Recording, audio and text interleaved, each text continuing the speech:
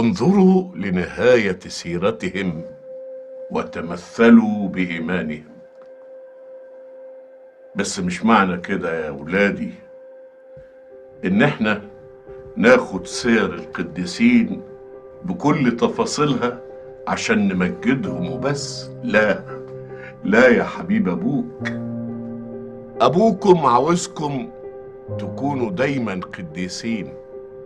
انتوا يا شباب غاليين قوي على رب المجد يسوع المسيح. عايز كل واحد فيكم يبقى قديس ويتمثل بالقديسين.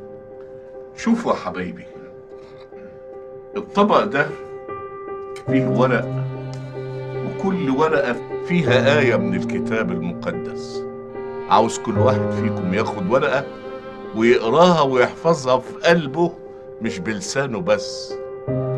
اتفضل يا قدس ابونا.